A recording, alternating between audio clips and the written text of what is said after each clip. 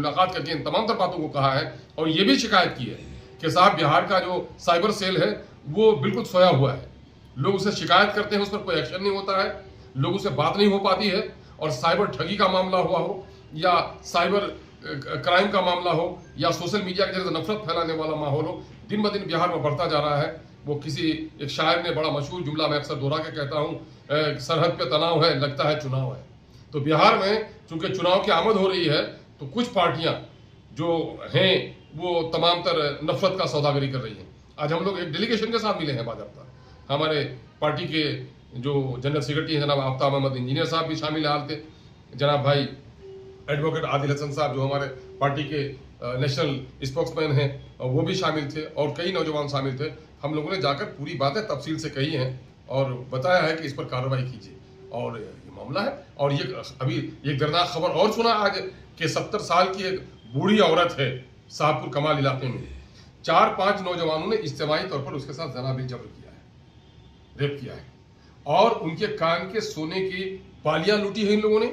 और उससे भी शर्मनाक बात यह है कि उसके शर्मगाह में मैंने बुरी तरीके से वो किया है इन लोगों ने, मैंने बोलने के लायक नहीं है। तो ये सारी बातें हो रही हैं। पुलिस पर क्या कहें? और मैं तो पुलिस पर क्या कहूंगा, मैं तो माननीय मुख्यमंत्री से कहना चाहता हूं कि आपने वादा किया था, वचनबद्धता की बात कही थी कि साहब हम क्राइम को बढ़ने नहीं देंगे, कम्युनलिज्म को बढ़ने नहीं देंगे और करप्शन को बढ़ने नहीं देंगे।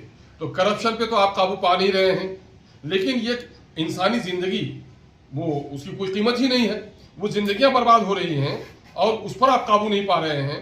तो कम से कम अपनी वचनबद्धता पर मुख्यमंत्री को कायम रहना चाहिए और माननीय मुख्यमंत्री को समझना चाहिए या उनके जो हमदर्द लोग हैं, उनके जो सिंपैथाइजर्स हैं, उसको समझना चाहिए कि अंत भला तो सब भला।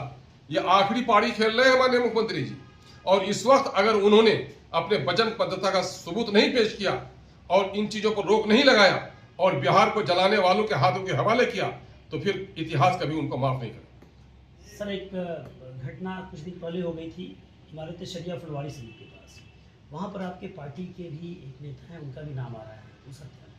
नहीं, देखिए मामला ये है, वहाँ पर तो हम पुलिस की जो कार्रवाई देख रहे हैं कि कम से कम वो जो है मर्डर करने वाले जो जालिम लोग थे, कातिलों को फौरन गिरफ्तार किया है, पुलिस ने फौरन तुंदही दिखाई है और समाजी दुश्मनी मर का नाम दे दे। मैं जिन लोगों को जानते हैं, मैं जिन लोगों का कुछ मासूम लोगों का भी नाम उसमें आया है, हमारी तो पुलिस से पूरी गुजारिश होगी कि आपने अच्छा काम किया है, कातिल को 24 घंटे या 36 घंटे के अंदर में आपने गिरफ्तार किया है और उनके कन्फेशन को भी आपने लिया है और जाहिर है कि जो लोग जालिम हैं उनको सजा मिलनी चाहिए, लेकिन कातिल को जो सजा मिलनी चाहिए उतनी ही एहतियात बरतनी चाहिए कि किसी बेकसूर को सजा नहीं मिले। कुछ लोग बेकसूरों को भी फंसाने की कोशिश कर रहे हैं। हम तो पुलिस प्रशासन को उन्होंने जो तुंदही दिखाई है हम मुबारकबाद देते हैं, लेकिन ये भी कहेंगे कि जालिम बचे भी नहीं और कोई बेकसूर को फंसाया भी नहीं जाए। चूंकि जालिम यहाँ सजा नहीं मिली तो हमारा यकीन है कल क़यामत के दिन में सजा मिलेगी, लेकिन किसी बेकसूर को अगर फंसा दिया तो मैं समझता हूँ ये बड़ा जुल्म होगा। नहीं, पार्टी का लीडर हमारा, देखिए हमारे पार्टी में इस कैरेक्टर के लोग हैं ही नहीं, है ना। जहां तक हमारे पार्टी से शामिल हमारे लीडर का नाम आ रहा है, उसका कैरेक्टर ऐसा है ही नहीं, कभी नहीं रहा उनका। अरे वहां तो लोग गवाही देंगे, फिर वो उनके तमाम तर जो खबरें मिल पाई हैं वो जाए वकूफ पर नहीं था, उसका कोई मामला नहीं है। तो ऐसी कोई बात नहीं है, उनका कैरेक्टर सादा और बेदाग रहा है उनका कैरेक्टर। उस पर खामखा अगर कोई लोग वो करा रहे हैं तो ये अदावत हो सकती है, लेकिन जहां तक हम लोग के इल्म में है पुलिस तहकीक करेगी, पुलिस को तहकीक करना चाहिए। उनका कैरेक्टर, उनकी मौजूदगी, उनकी कंस्पिरेसी, सारी चीज़ों को आप देख सकते हैं कि वो आदमी अब तक हम लोग के मालूमात के मुताबिक उसका कैरेक्टर तो इस किस्म का नहीं रहा है।